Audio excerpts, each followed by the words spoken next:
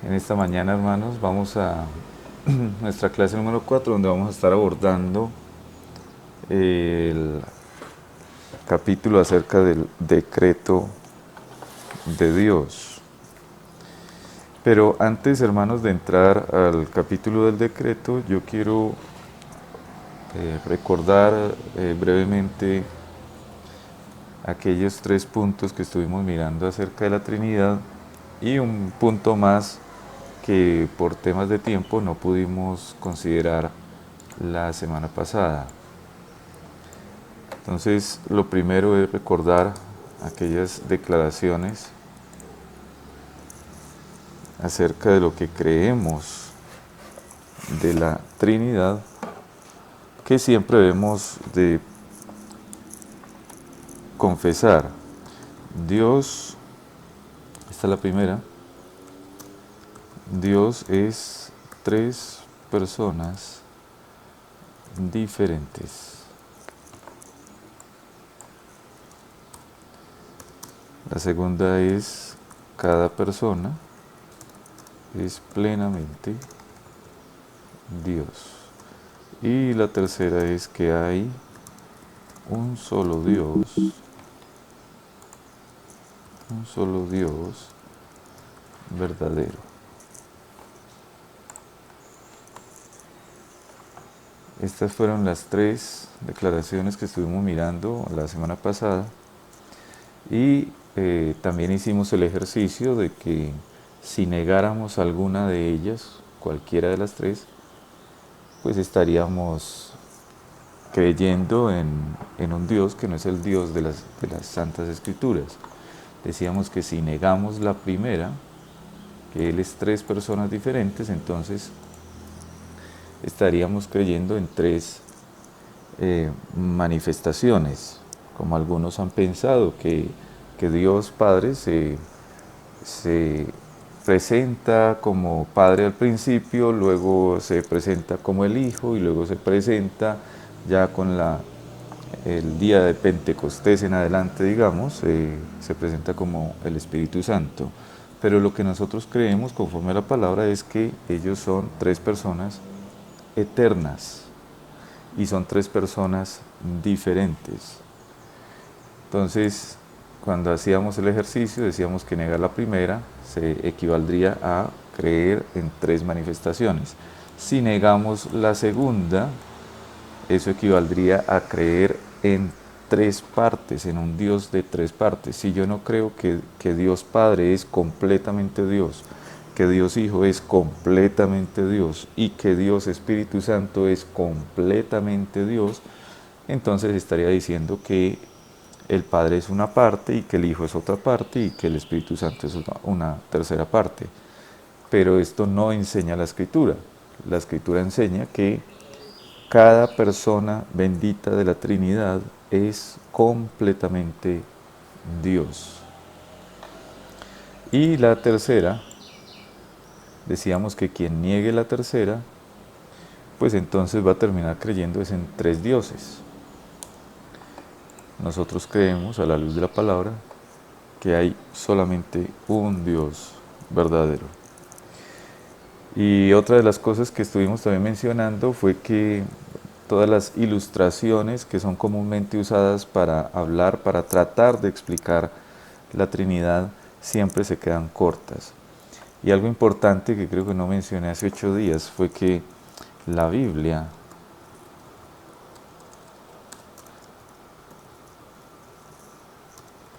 nunca compara ni explica la Trinidad. La Biblia nunca compara ni explica la Trinidad. Así que lo mejor que nosotros podemos hacer es mejor no compararla, ni tampoco tratar de explicar lo que la Biblia no explica. Ninguna comparación va a expresar adecuadamente lo que es la Trinidad. Y de hecho, muchas veces esas ilustraciones que mencionábamos hace 8 días, que el agua, que un árbol, que aún el mismo ser del hombre, que algunos lo han utilizado también, que el intelecto, las emociones y la voluntad, y lo tratan de comparar con la Trinidad. Todas esas ilustraciones no solamente no expresan adecuadamente lo que es la Trinidad, sino que pueden producir incluso desorientación y crear malos conceptos acerca de la Trinidad.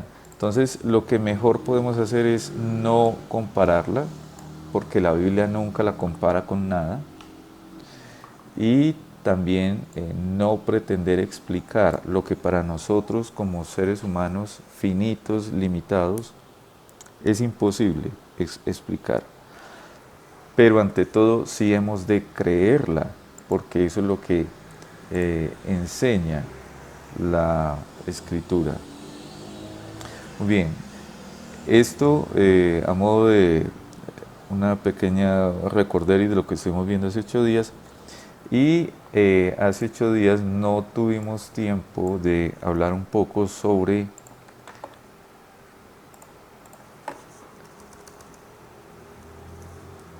subordinación en la Trinidad. En la Trinidad. Subordinación. Cuando hablamos de subordinación, podemos distinguir por lo menos, permítanme, lo pongo aquí, 3 tipos, donde los 2 primeros son eh, con toda propiedad, digámoslo así, subordinación, y el tercero es lo que se conoce como subordinacionismo, que es algo completamente equivocado, antibíblico, contrario a la palabra. Pero los 2 primeros son con toda propiedad subordinación. Hablamos de una primera subordinación en la Trinidad,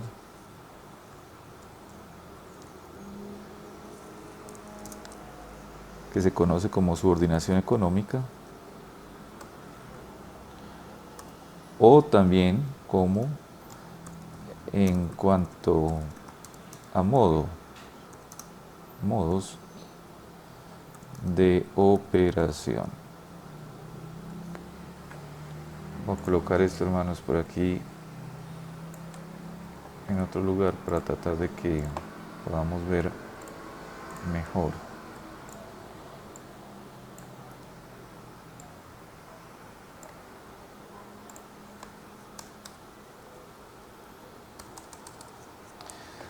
La primera, subordinación económica, que tiene que ver en cuanto a modos de operación. ¿Qué queremos decir con esto? Que en la Trinidad, cuando hablamos de la salvación, vemos que el Padre es quien elige a su pueblo, el Hijo es quien redime a su pueblo, y el Espíritu Santo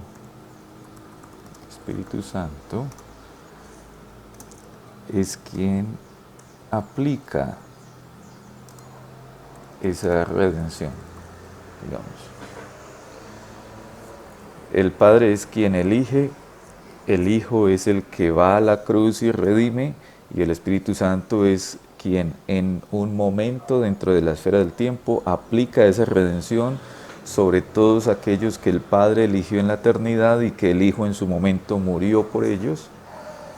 Y a esto, hermanos, es a lo que se conoce como subordinación económica. Dentro de lo que es el plan de salvación, cada una de las personas de la Trinidad cumple su función, digamos, su papel. No fue el Padre el que murió en la cruz, fue el Hijo. No fue el Espíritu Santo el que fue a la cruz, fue el Hijo, ¿no? Y el Padre fue el que eligió, no el Hijo, no el Espíritu Santo. Esto, hermanos, entonces es subordinación económica, o en cuanto a modos de operación. Y hay una segunda subordinación que tiene que ver en cuanto a modos de subsistencia. Esto tiene que ver con un orden, digamos, y una relación entre las personas de la Trinidad. Esto también se conoce como subordinación hipostática, pero para que lo entendamos un poco mejor o más fácil, en los modos de subsistencia. Aquí lo que estamos diciendo es que el Padre no es engendrado ni procede de ninguno. Permítanme, coloco los tres y los explicamos. El Hijo es engendrado del Padre y el Espíritu Santo,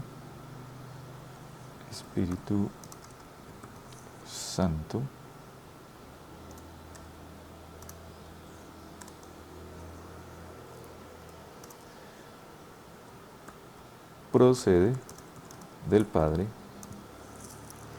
y del Hijo. El Padre no es engendrado ni tampoco procede de ninguno, ni del Hijo ni del Espíritu. En cambio, el Hijo sí es engendrado del Padre, por eso el Hijo es el Hijo unigénito del Padre. Y el Espíritu Santo no es engendrado, sino que procede del Padre y del Hijo. El Espíritu Santo no es engendrado. Si fuera engendrado, entonces también sería hijo y sería hermano, digámoslo así, del Hijo. Lo que muestra la Escritura más bien es que el Espíritu Santo procede de ambos. Hay una tercera, y esto tiene que ver, esto es lo que se conoce como subordinación en cuanto a modos de subsistencia. Y hay una tercera, voy a ponerla por aquí, con una X, como para que recordemos que esto no es, esto es contrario a la Escritura, pero lo mencionamos también para que estemos preparados para hacer defensa, ¿no? Cuando en algún momento alguien quiera enseñarnos esto. Esto es lo que se conoce como subordinacionismo en esencia. Y permítame colocar otra X aquí para que por favor no lo olvidemos. Esto es contrario y es lo que enseñan algunos, o la idea de que la deidad, la divinidad, la naturaleza divina del Hijo y del Espíritu Santo es inferior a la del Padre. Entonces dicen, primero está el Padre es mayor que el Hijo, y el Hijo es mayor que el Espíritu Santo. Y por eso algunos inclusive han dicho que el Espíritu Santo es como, o han tratado a la persona bendita del Espíritu Santo, la han tratado como si fuera de menor categoría, lo cual es contrario a la Escritura, y esto ofende al Señor, porque el Espíritu Santo es tan Dios como el Hijo y como el Padre. Para ilustrar lo que algunos piensan con esto y enseñan equivocadamente este subordinacionismo en esencia, es que dicen, por ejemplo, que si un rey tiene súbditos, esos súbditos son menos persona que el rey, pero un rey y sus súbditos, por mucha obediencia que tengan esos súbditos hacia su rey, esos súbditos no van a cambiar en su naturaleza, en su esencia, no son menos humanos que aquel a quien obedecen. O por ejemplo, cuando entre nosotros hablamos de este sujetarnos unos a otros, de servirnos unos a otros, porque yo les sirva a ustedes o porque ustedes en algún momento me sirvan, no quiere decir que el que sirve es menos humano que el otro. Así que este subordenacionismo en esencia es algo contrario a la palabra, porque están diciendo que el Hijo, quien ciertamente se sujetó a la voluntad del Padre. Recuerden cómo el Señor en muchas ocasiones, por ejemplo allá en Juan capítulo 5, Él dice que no puedo yo hacer nada por mí mismo, según oigo así juzgo y mi juicio es justo, porque no busco mi voluntad, sino la voluntad del que me envió. Notamos cómo el Hijo se subordinó al Padre. Eh, dice el Hijo, yo vine no a hacer mi voluntad, yo vine fue a hacer la voluntad de mi Padre, pero eso no hace al Señor Jesucristo menos divino, que esa es la naturaleza, ¿no? Entonces, menos divino que el Padre, de ninguna manera. El Hijo es tan Dios como el Padre y el Espíritu Santo es tan Dios como el Padre y como el Hijo. Así que este subordinacionismo en esencia, hermanos, es contrario a la palabra de Dios. No creemos, por supuesto, esto. Por eso le puse ahí todas esas X, para que lo recordemos. Eso no es bíblico, pero lo mencionamos para que estemos alertas y podamos hacer defensa de nuestra fe en cuanto a la Trinidad. Entonces quería concluir por lo menos un poco este capítulo de la Trinidad, recordando estas cosas que también tienen que ver con esta doctrina. Muy bien, hermanos. Entonces ahora vamos a pasar al capítulo que nos toca el día de hoy, que tiene que ver con capítulo 3, acerca del decreto de Dios.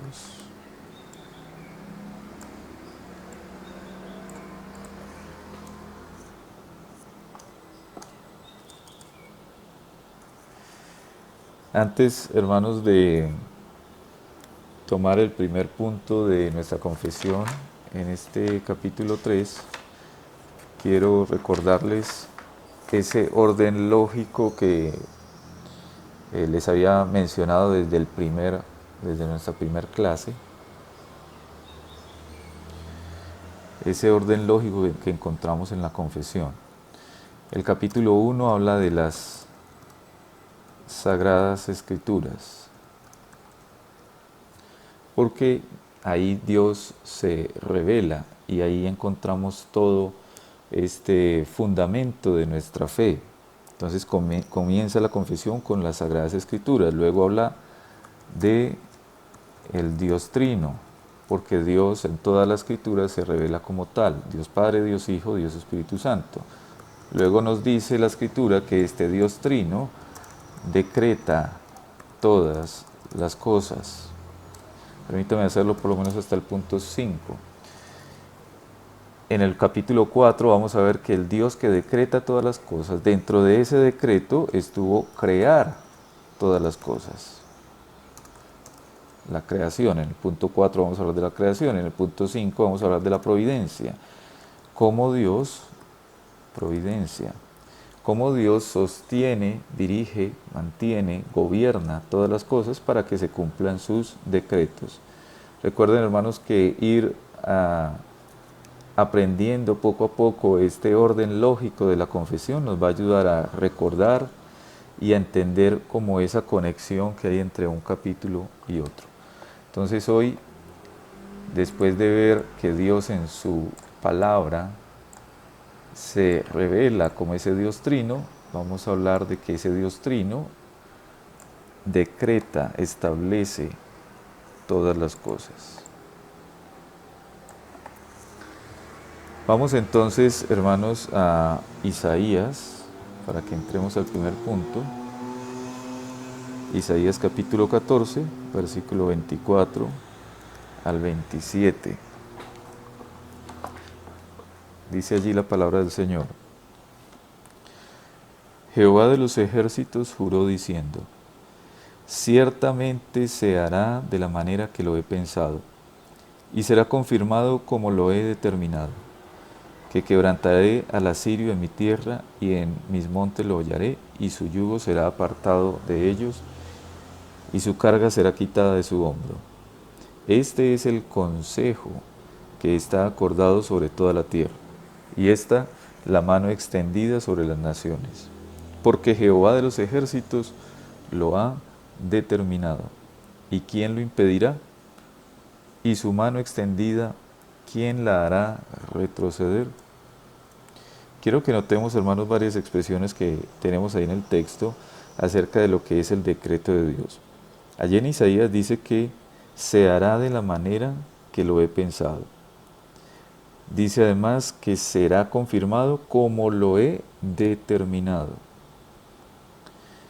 Y al final encontramos también esa pregunta, porque Jehová de los ejércitos lo ha determinado, ¿quién lo impedirá? Y su mano extendida, ¿quién la hará retroceder? Es decir, ¿quién puede impedir que Dios haga lo que Dios se propone hacer? En Isaías capítulo 46,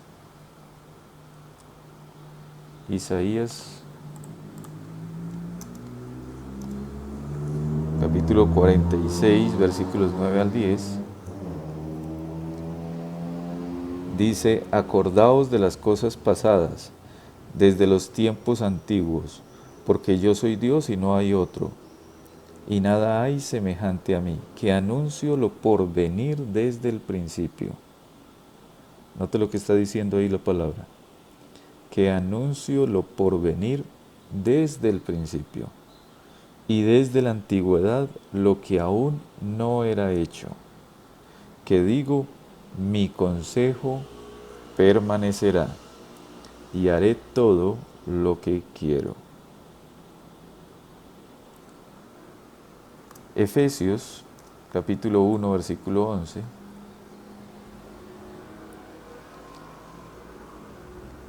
Efesios capítulo 1,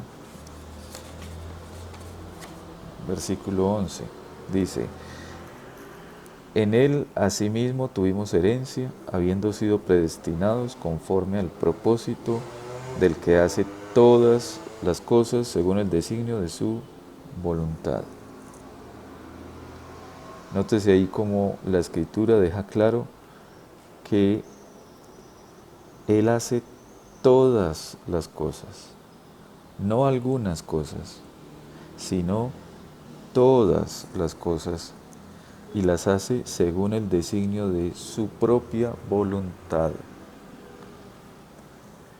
Estos textos, hermanos, y muchos otros en la Escritura nos están hablando precisamente del decreto,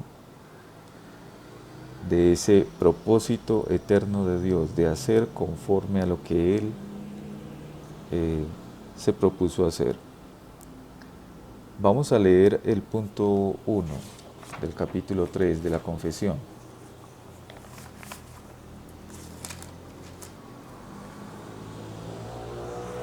Allí dice la confesión: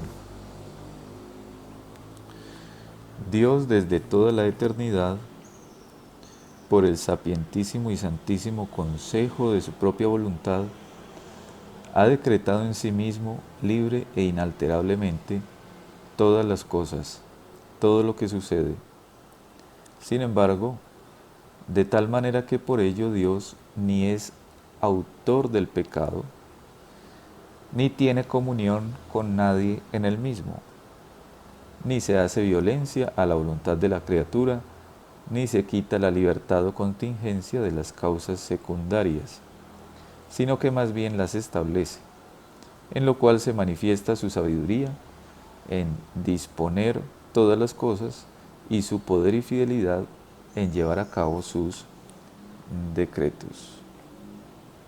Vamos a ir considerando, hermanos, poco a poco este punto.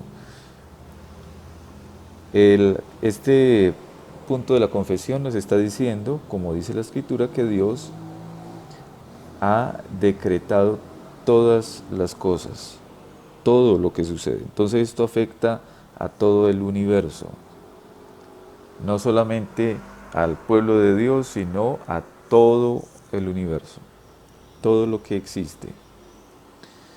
Vamos a mirar algunos pasajes, hermanos, de la Escritura, y les animo a que utilicemos nuestras Biblias y ojalá podamos, si algunos hermanos me ayudan haciendo lectura del texto. Efesios capítulo 1, versículo 11 fue el que leímos ahora, y allí vemos que Dios decreta todas las cosas. Entonces partimos de ahí. Un hermano, por favor, que nos busque Hechos capítulo 4, versículo 27 al 28. Y otro hermano que nos vaya ayudando de una vez con Mateo capítulo 10, versículos 29 al 30. Amén, pastor. Gracias, Juan. Hechos 4:27. Sí, por favor. Amén. Hechos 4:27-28. Porque verdaderamente se unieron en esta ciudad contra tu santo Hijo Jesús, a quien ungiste Herodes y Poncio Pilato con los gentiles y el pueblo de Israel, para hacer cuanto tu mano y tu consejo habían antes determinado que sucediera. Amén. Amén. Hermanos, ahí tenemos un texto donde claramente se está hablando de el evento más importante de toda la historia de la humanidad. Y vemos cómo el texto está diciendo que Dios había decretado ese evento. Y ese evento es la muerte de Cristo. La muerte de Cristo. Lo más importante, lo más grande de toda la historia de la humanidad, Dios lo había decretado. Dice allí, para hacer conforme a lo que Dios se había propuesto hacer. Entonces, Hechos capítulo 4, versos 27 y 28 nos está recordando que Dios decretó el evento más importante, más significativo, más grande de la historia, que fue la muerte de Cristo. La muerte de Cristo, Dios la había decretado. Ahora, un hermano que nos lea, por favor, Mateo 10, 29 y 30. Buenos días, pastor. Dios me bendiga. Buenos días, hermano Fernando. Bienvenido. Adelante. Amén, mi hermano. Mateo 10, 29, 30. Sí. No se venden dos pajarillos por un cuarto. Con todo, ni uno de ellos cae a tierra sin vuestro Padre, pues aún vuestros cabellos están todos contados. Amén. Ahora notemos que no solamente el evento más importante, sino aún los eventos que pudiéramos decir para nosotros son más insignificantes. Nótese, por ejemplo, el versículo 30, nuestros cabellos están contados. Yo no sé, ¿alguno de ustedes tendrá la cuenta de los cabellos? No creo, pero el Señor sí la tiene. El Señor sabe cuántos cabellos tenemos hoy, por ejemplo. Porque todos los días usted se pasa el cepillo, se peina y ahí se le van cayendo. El Señor lleva la cuenta inclusive de esos cabellos. El Señor sabe cuántos cabellos hay en nosotros. Y además, notes el versículo 29 cómo habla de dos pajarillos. Dice que se vendían por un cuarto, es decir, por algo muy mínimo. Como cuando usted va, por ejemplo, a un acuario y encuentra una docena de pececitos muy pequeñitos, por ejemplo, que hay unos que llaman neones, y los venden como a 6.000 pesos la docena. Eh, es decir, por algo muy poco. Y el Señor aún, con esas cosas que para nosotros nos parecen tan pocas, tan insignificantes, el Señor también tiene control. Y no solamente tiene control, sino que Dios las establece, Dios las decretó así. Ahora busquemos, hermanos, Génesis, capítulo 50, versículo 20. Y otro hermano que por favor nos busque Efesios 2, versículo 10. Génesis 50, 20.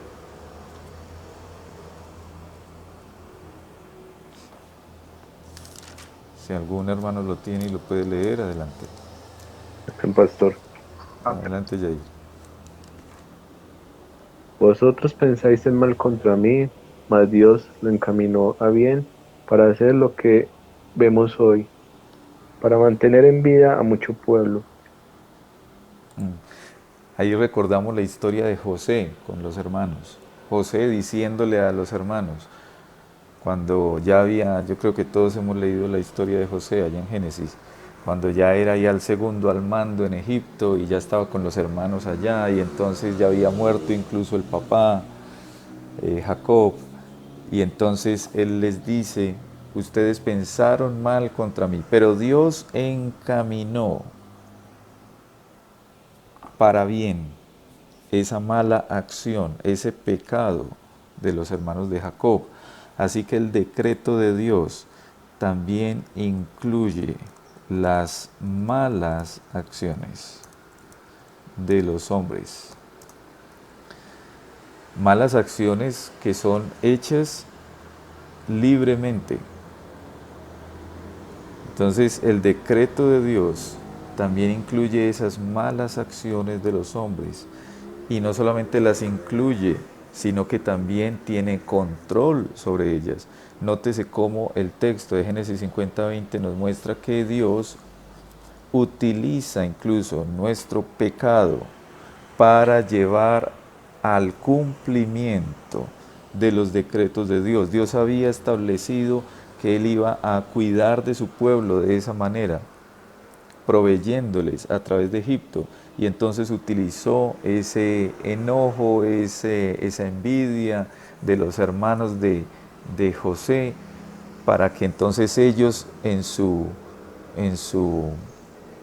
envidia contra su hermano lo vendieran y lo enviaran a Egipto y entonces de esa manera librar luego al pueblo. Entonces Génesis 50:20 nos muestra que esas malas acciones de los hombres también están incluidas dentro del decreto de Dios. Ahora leamos Efesios 2:10.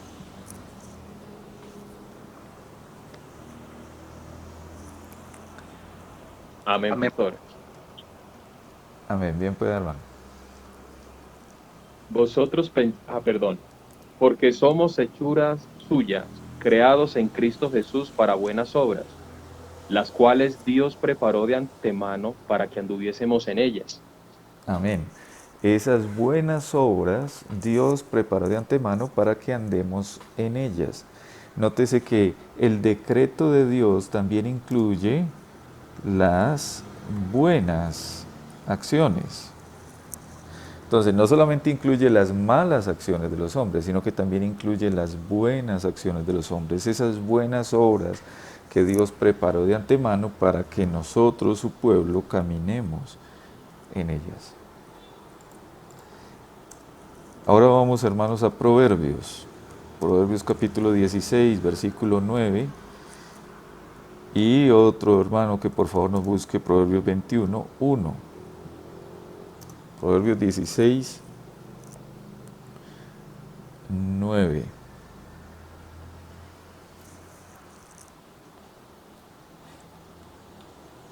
Quien lo tenga, bien pueda. Pastor, Sí, adelante, Jair. Proverbios 16:9. Juan Pablo, sí. El corazón del hombre piensa su camino, mas Jehová endereza sus pasos. Amén. Amén. Notes, hermanos, como Proverbios 16 nos habla de los actos libres, incluye el decreto de Dios, incluye los actos o las acciones libres de los hombres. Juan Pablo, por favor, nos puede volver a leer el versículo. Pastor, Gracias. el corazón del hombre piensa su camino, Ujú. mas Jehová endereza sus pasos. Exacto. El hombre puede tener muchos planes, pero el Señor cada uno de esos planes los va encaminando, perdón, conforme al propósito de Dios.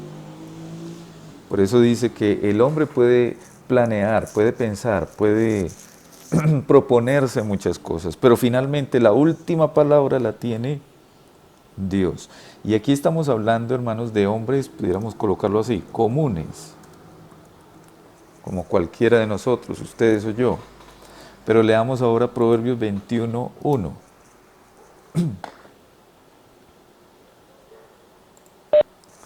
Maru, ¿me regalas un vaso con agua, por? Amén. Proverbios 21:1. Como los repartimientos de las aguas, así está el corazón del rey en la mano de Jehová. A todo lo que quiere lo inclina. Amén. Ya no estamos hablando de hombres comunes. Dice ahí, está hablando de reyes, por ejemplo. Esto quiere decir que y el decreto de Dios incluye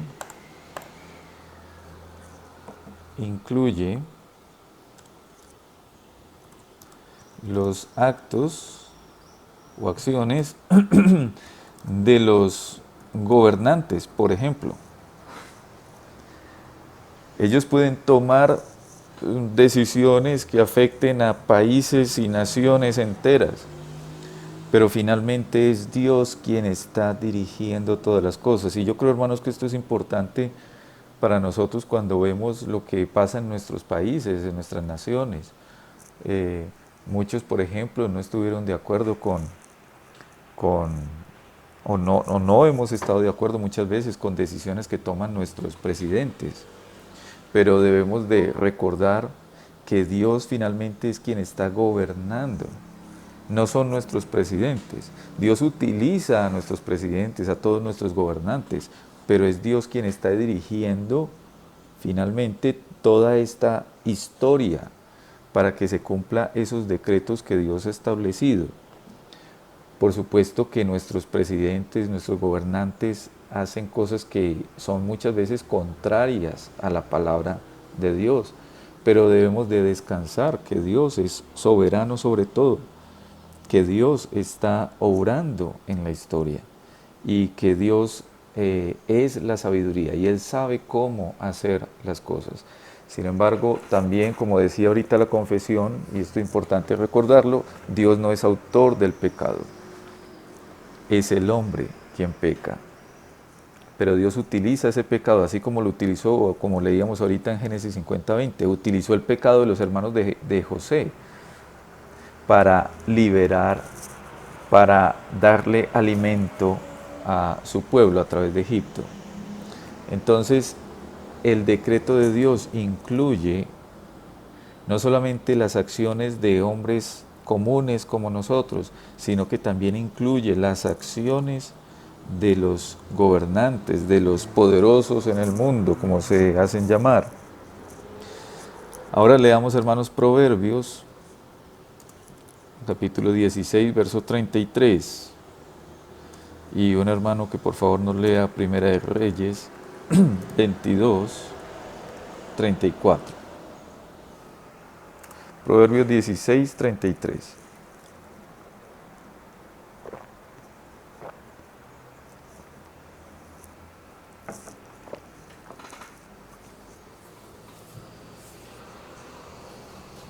Amén, pastor. Proverbios 16:33. Sí, por favor. La suerte se echa en el regazo, mas de Jehová es la decisión de ella. Lo Amén. repito. Sí. La suerte se echa en el regazo, mas de Jehová es la decisión de ella. Mm. Amén. Yo creo que todos como, yo creo que aquí todos somos colombianos, no sé. Ah, bueno, de pronto hay algunos que no. Eh, pero todos conocemos juegos, por ejemplo el juego de parqués, ¿no? Quizás muchos de nosotros en algún momento hemos llegado a jugar parqués, tirando el dado, ¿no? Tirando los dados y moviendo unos fichitos. Pues lo que dice ahí la palabra es que el decreto de Dios incluye incluso lo que va a caer en esos dados. La suerte se echa en el regazo. Usted puede tirar esos dados y si cayó 7 es porque Dios había decretado que iba a caer 7. Y no 6, ni 4, ni 3, ni 2. 7. Y cayó 12. Es porque Dios había decretado que iba a caer 12. Y quizá alguno puede decir, no, pero es que, ¿cómo va a ser esto posible? Pues es un juego de parques, ¿eso qué tiene que ver? Y sí tiene que ver, hermano. Recordemos que todas las cosas, hermanos, están, digamos, relacionadas la una con la otra. Pensemos en esto, usted está jugando parqués, usted le falta un uno, no sé, para ganar el juego, supongamos. Y hay otro compañero suyo, otro que está jugando y también le falta un uno para ganar el juego. Y entonces usted tira los dados a ver si le sale el uno y a usted le salió fue 3. Pero luego le cayó el otro y el otro sí sacó uno y entonces el otro ganó. ¿Y cuál es nuestra reacción frente a eso? Bueno, quizá alguno puede decir y felicitar al otro porque ganó, o puede suceder que no lo felicita, sino que se enoja y sale y se va. Y cuando se va, sucede N cantidad de cosas, ¿sí? Bueno, ese medio, ese uno que no cayó, fue utilizado por Dios precisamente para una siguiente acción, un siguiente evento, sea cual sea. Todo está relacionado, no hay nada suelto, no hay ninguna molécula, digámoslo así, no hay ninguna célula más bien que esté por ahí como en el aire, como suelta, como que no tenga nada que ver con el decreto de Dios. No, todo está ahí. Por eso Efesios capítulo 1:11, que fue el primer texto que leímos, dice que Dios establece todas las cosas. Dios decreta todas las cosas, no solamente aquellas grandes e importantes, y empezando por la más importante, la muerte de Cristo, sino siguiendo con las insignificantes. Incluye las malas acciones, incluye las buenas acciones, incluye los actos libres de hombres comunes, incluye los actos libres de los más importantes o gobernantes o líderes de naciones, y también incluye incluso lo que es, y permítame colocarlo así, entre comillas, la suerte. Ustedes saben que incluso dentro del pueblo de Dios se utilizaba la suerte para poder saber cuál era la voluntad del Señor en cuanto a determinado tema o asunto. Pero cuando se echa la suerte, como dice ahí el texto, la suerte se echa en el regazo, pero de Jehová es la decisión de ella. Lo que va a resultar de esa suerte es solo porque Dios así lo había decretado. No hay nada suelto, no hay nada en el aire. Todo Dios, todas las cosas Dios las decreta. Leamos, hermanos, 1 Reyes 22:34. Bien. Adelante, Juan. Y un hombre disparó su arco a la aventura e hirió al rey de Israel por entre las junturas y la armadura, por lo que dijo a su cochero: da la vuelta y sácame del campo, pues estoy herido. Amén. Mire qué interesante esta historia que nos ilustra lo que es el decreto de Dios. Tenemos, hermanos, a un rey que pretende escaparse. Entonces lo que hace este rey es disfrazarse como un soldado común y sale en medio de la batalla disfrazado como ese soldado.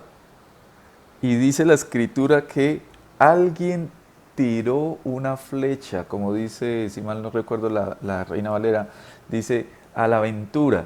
Es decir, como cuando ustedes tiran algo al aire y que caiga donde caiga. Y alguien, un soldado en medio de la batalla, tiró una flecha a la aventura, al aire. Y justamente le cae a este rey que había sido, que se estaba disfrazando. Y lo mejor todavía, le cae en las junturas, en otras palabras, le cae en justamente ese lugar pequeño, digamos, al lado, donde, digamos, se sostenía la armadura, que no estaba protegida, la piel, no estaba protegido el cuerpo, y justamente en ese puntico pequeño cae esa flecha que había sido lanzada al aire a que le cayera al que le cayera. Ahí, hermanos, notamos cómo Dios tiene control absoluto de todas las cosas, aún de esas cosas. El rey seguramente no pensó que le iba a suceder esto. Disfrazado, con armadura, protegido, y cualquier soldado le da por tirar una flecha al aire y le cae justamente en el huequito ahí que no estaba protegido el rey. Y eso nos recuerda, hermanos, también ese azar que se habla a veces, como dice ya la escritura, lanzaron esa flecha a la aventura, ese a lo que caiga, vamos a ver qué cae, vamos a ver. Bueno, aún eso está en los decretos de Dios. Entonces, hermanos, notemos cómo la palabra del Señor nos habla del decreto como algo en lo cual Dios tiene un control absoluto. No importa lo que el evento que sea, por grande, por pequeño, por importante, por insignificante, todo, absolutamente todo, está decretado, está establecido por Dios. Vamos, hermanos, a leer, recordar ese punto de la confesión que leímos ahorita, el punto número 1. Dios, desde toda la eternidad, por el sapientísimo y santísimo consejo de su propia voluntad, ha decretado en sí mismo, libre e inalterablemente, todas las cosas, todo lo que sucede. Sin embargo, de tal manera que por ello Dios ni es autor del pecado, ni tiene comunión con nadie en él mismo, ni se hace violencia a la voluntad de la criatura, ni se quita la libertad o contingencia de las causas secundarias, sino que más bien las establece, en lo cual se manifiesta su sabiduría, la sabiduría de Dios en disponer todas las cosas y su poder y fidelidad en llevar a cabo sus decretos. Pero sucede, hermanos, que en medio de todo esto es muy importante hablar de estas dos doctrinas que muchos han tratado de conciliar, digamos, o más bien como de entender cómo se relacionan la una con la otra, que son la soberanía de Dios. Y cuando hablamos del decreto, estamos hablando de que Dios es soberano, Dios hace como Él quiere. Él es el único que en verdad hace como Él quiere. Ninguno de nosotros, hermanos, ningún ser humano hace como Él quiere. Ninguno de nosotros podemos decir con toda propiedad que yo hago como yo quiera. Porque todos somos dependientes continuamente. Primeramente, somos dependientes de Dios, quien nos presta la vida y el aliento, pero somos dependientes incluso de muchas cosas. Usted puede decidir, mañana voy a ir a Medellín a hacer tal cosa, y sucede que mañana usted amanece enfermo, o sucede que mañana usted no tiene un pasaje para ir a Medellín. Bueno, somos dependientes todo el tiempo. El único que puede decir que hace lo que quiere es Dios. Y esto lo acabamos de ver en todos esos textos. Él decreta todas las cosas conforme a su voluntad. Pero entonces ahí lo que estamos viendo es esa doctrina de la soberanía de Dios, y que muchos han tenido tanta dificultad con la responsabilidad del hombre. Estas son dos doctrinas, hermanos, que pudiéramos decir son paralelas. Ambas están en la Escritura. La Escritura muestra que Dios es soberano, pero la Escritura también nos enseña que el hombre es responsable. Estamos diciendo que es paralelo. Algo paralelo es, por ejemplo, estas dos líneas. Son paralelas, está la una al lado de la otra. Algunos han tratado como de ver el punto en que las dos líneas se cruzan. Algunos han tratado de buscar como este punto aquí. Bueno, ¿y dónde se cruzan estas dos líneas? La soberanía de Dios y la responsabilidad humana. ¿Dónde se cruzan? Y se ha tratado de hablar, por ejemplo, de utilizar ilustraciones en cuanto a esto, como los rieles de un tren.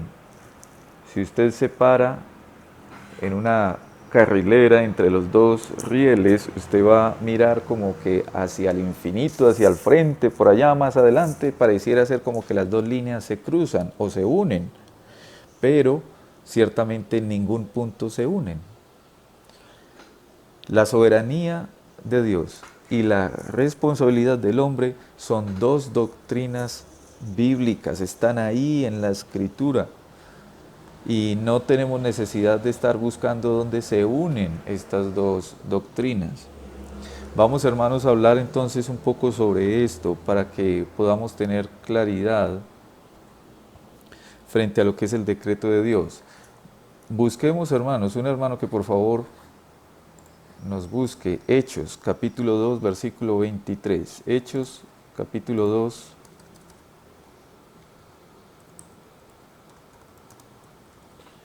Hechos 2, 23. Amén, pastor. Adelante, Juan. Hechos 2, 23. Sí. A este, entregado por el determinado consejo y anticipado conocimiento de Dios, prendisteis y matasteis por manos de inicuos, crucificándole. Amén. En este texto y un par de textos más que vamos a mirar, vamos a ver cómo encontramos en ese mismo versículo lo que es la soberanía de Dios, pero también la responsabilidad humana. Nótese cómo el apóstol Pedro, en ese excelente sermón que predicó inspirado por el Espíritu Santo, dijo a este, es decir, refiriéndose al Señor Jesucristo, a este. Note lo primero que dice, entregado por el determinado consejo o decreto y anticipado conocimiento de Dios. Nótese cómo el texto está hablando de la soberanía de Dios. Dios decretó la muerte de Cristo en la cruz. Eso es soberanía de Dios. Soberanamente Dios decretó esto. Soberanía, cuando hablamos de la palabra soberanía, hermanos, estamos hablando de autoridad y poder. Dios tiene toda la autoridad porque Él es Dios y tiene todo el poder. No solamente Dios tiene autoridad, sino que también tiene el poder para hacer como a Él le plazca hacer. Y entonces Hechos 2.23 primero nos dice que la muerte de Cristo fue decretada por Dios. Eso es soberanía de Dios. Pero luego la segunda parte del versículo dice, Pedro está acusando a esos hombres que le están escuchando en ese momento. Pero ustedes prendieron, cogieron, dice el texto, prendisteis y matasteis por manos de inicuos, crucificándole. En otras palabras, ustedes son responsables. Dios es soberano. Dios decretó la muerte de Cristo en la cruz, pero ustedes son responsables. Fueron ustedes de manera libre que ustedes cogieron y mataron al autor de la vida, mataron a Cristo, crucificándoles.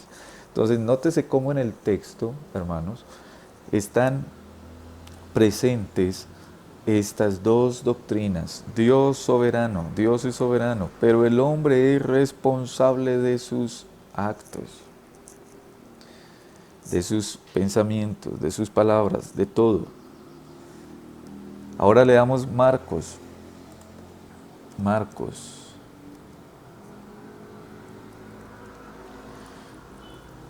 Capítulo 14, versículo 21.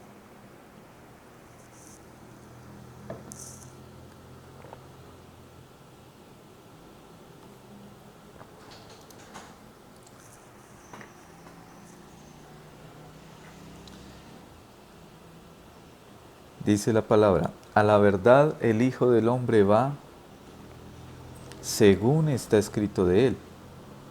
Mas ay de aquel hombre por quien el Hijo del Hombre es entregado. Bueno le fuera a ese hombre no haber nacido. Una vez más, soberanía de Dios y responsabilidad del hombre. La primera parte dice: a la verdad el Hijo del Hombre, es decir, el Señor Jesucristo, va según está escrito de él. El Señor sería traicionado, el Señor sería entregado, y eso estaba decretado soberanamente. Pero mire cómo el texto, el mismo Señor dice: pero ay de aquel hombre por quien el Hijo del Hombre es entregado. Lo mejor es que él no hubiera nacido. Bueno le fuera a ese hombre no haber nacido. Responsabilidad humana. Dios decretó esto, pero el hombre es responsable. Y usted recordará, por ejemplo, a Judas traicionando al Señor, entregándolo por dinero.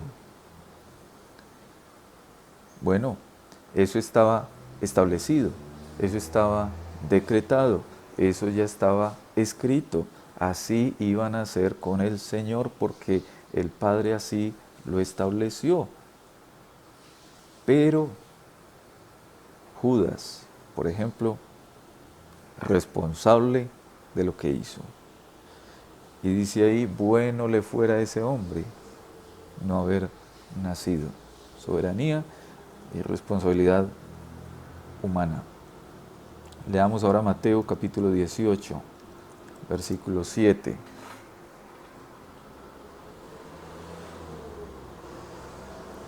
Si algún hermano lo tiene, lo puede leer.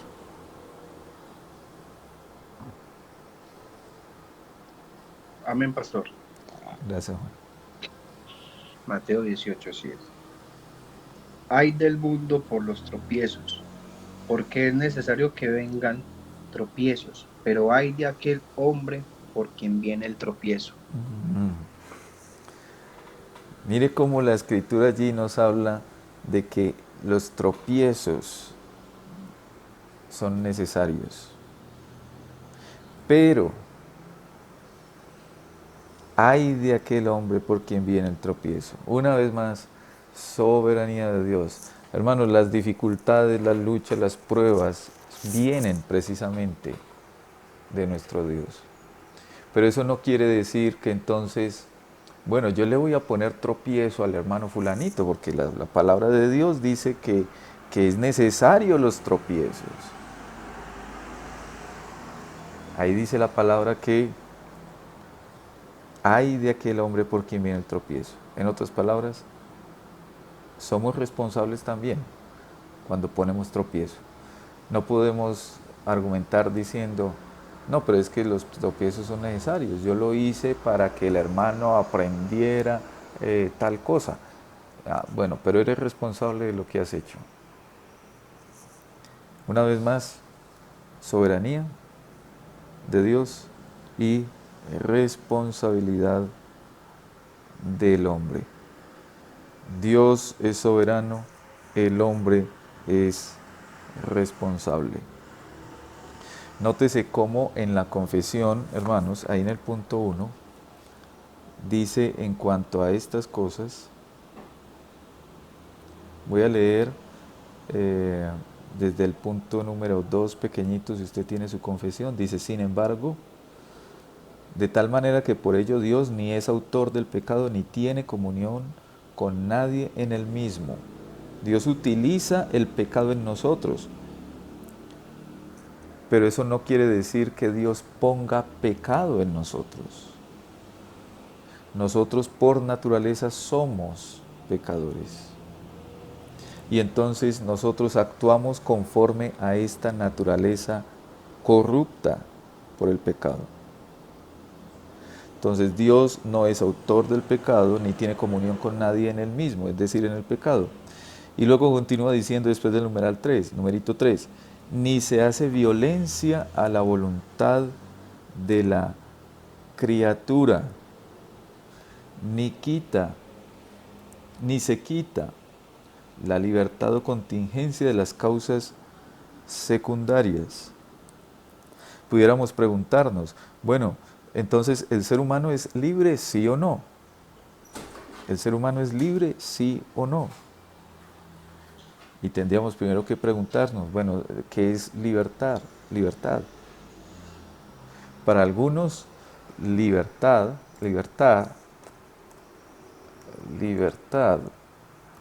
para algunos es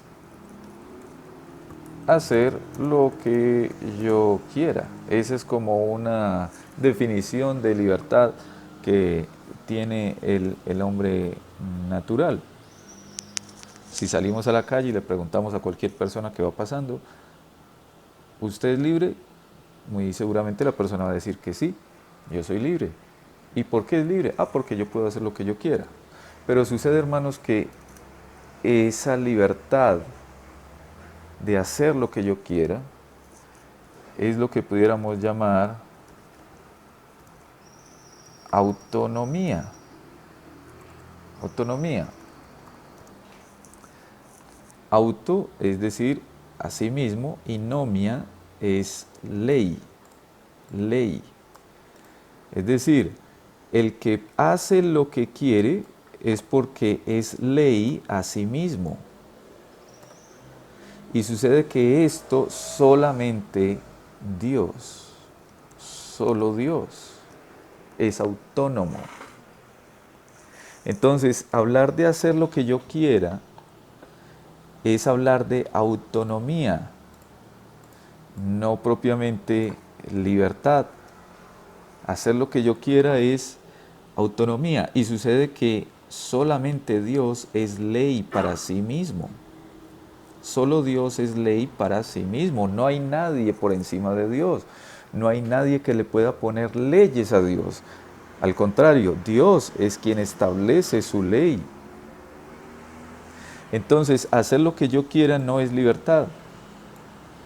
Eso se llama autonomía. ¿Quién tiene autonomía? Solo Dios. Entonces podemos decir más bien que libertad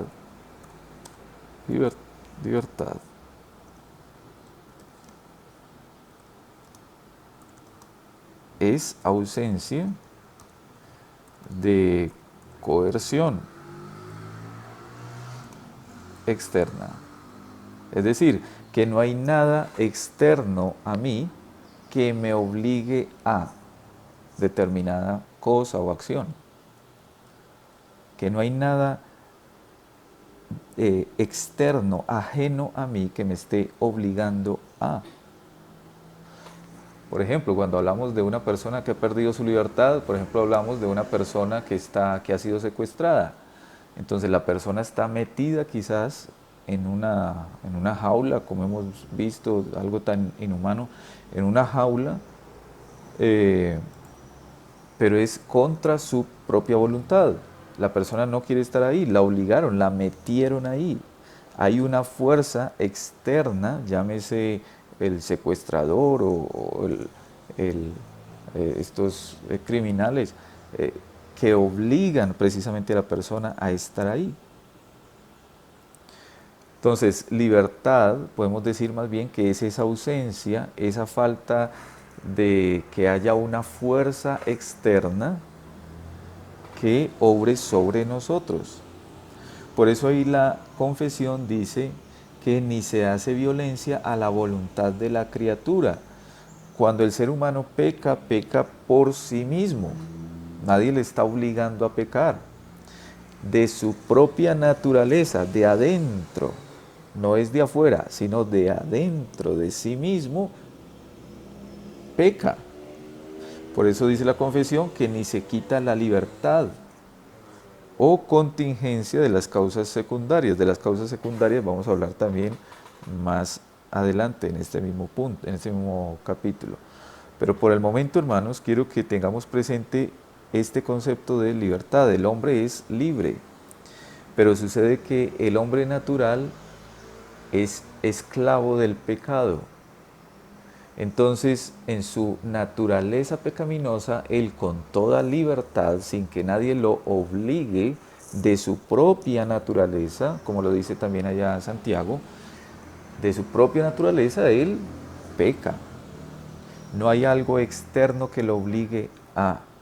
Y por eso ahorita hablábamos, por ejemplo, en Hechos capítulo 2, 23, el apóstol Pedro está recordándoles que la muerte de Cristo en la cruz es algo que Dios había decretado, pero ustedes fueron los que lo cogieron, ustedes fueron los que lo mataron, ustedes son los culpables porque ustedes de su propio pecado, su naturaleza pecaminosa, dieron muerte al autor de la vida. Ninguno de ellos podría haber dicho, no, es que yo estoy cumpliendo el decreto de Dios porque Dios decretó que Cristo Jesús tiene que morir en la cruz. No, ¿a usted quién le dijo eso? Ellos no sabían eso. ¿Cómo así que el Señor decretó que Cristo tenía que morir y que este es ciertamente Cristo? Más bien ellos lo que hicieron fue dar, digámoslo así, rienda suelta a esas pasiones pecaminosas en ellos, y entonces ese pecado que mora en ellos los hizo culpables de darle muerte al Hijo de Dios. Entonces, hermanos, cuando hablamos de libertad no estamos hablando de hacer lo que quiera, porque hacer lo que quiera es autonomía y autónomo solamente es Dios. Cuando hablamos de libertad estamos diciendo que el hombre es libre en el sentido en que no hay algo externo que lo obligue a hacer lo que hace. No hay nada externo que lo obligue a hacer lo que hace. Muy bien, hermanos. ¿Alguna pregunta hasta aquí, hasta lo que hemos visto?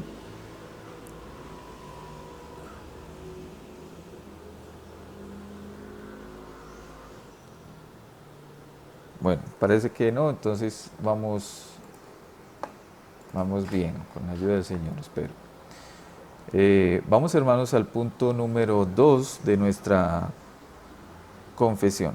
Vamos al punto número 2 de la confesión. Allí dice, aunque Dios sabe todo lo que pudiera o puede pasar en las condiciones que se pueden suponer, sin embargo, nada ha decretado porque lo previera como futuro o como aquello que había de suceder en dichas condiciones. En pocas palabras, hermanos, lo que ese punto número 2 nos está diciendo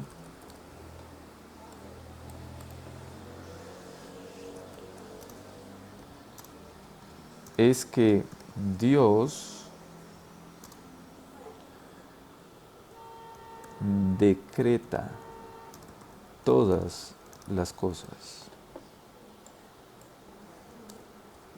Y entonces aquí podemos hacernos la pregunta. ¿Dios decreta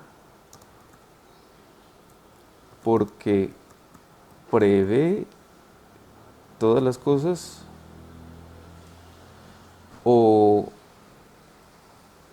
Dios prevé porque decreta? Dios establece todas las cosas porque Él puede ver el futuro, digámoslo de esta manera. O más bien, Dios puede ver el futuro porque Él ha establecido el futuro. Y ciertamente es esta. Dios prevé, Dios conoce todas las cosas porque Él decretó todas las cosas. El punto 2 de la confesión nos está diciendo eso, que Dios sabe todo lo que pudiera suceder, Dios conoce todo lo que puede pasar, Dios conoce el futuro. Pero como aclara ese punto número 2, nada ha decretado porque lo hubiera visto con antelación, porque Él conoce el futuro, sino que Dios estableció el futuro y por eso es que Él lo conoce. Dios, ¿por qué sabe qué va a pasar mañana? Yo no sé a ustedes cómo les fue, el día de ayer hubo por ahí un temblor, ¿no? Yo por lo menos no lo sentí, estaba fuera en la calle, entonces iba caminando y yo, pues, ni yo ni mi esposa que iba con ella lo sentimos. Pero empezamos a notar mucha gente que estaba ahí comentando y entonces ya pues nos dimos cuenta. Dios sabía que iba a haber ese temblor. ¿Pero por qué sabía que iba a haber ese temblor? ¿Porque simplemente Dios puede conocer el futuro? No. Más bien es porque Dios estableció que ayer, a eso como de las 5 de la tarde más o menos, iba a hacer ese temblor. Dios estableció eso. Entonces, como Dios estableció eso, sabía que a las 5 de la tarde íbamos a sentir ese temblor. Dios establece todas las cosas. Dios decreta todas las cosas. Pero Dios no las decreta porque las vea de antemano. Más bien es al contrario. Dios decreta, Dios prevé todas las cosas porque Dios las decreta. Entonces, Dios no decreta porque prevé,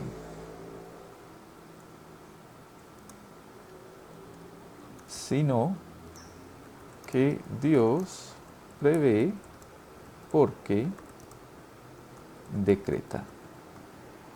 Dios no decreta porque prevé, sino que Dios prevé porque decreta. Dios conoce todas las cosas de antemano porque Dios estableció todas las cosas de antemano. Bueno, hermanos, ¿hay alguna pregunta de este punto hasta aquí?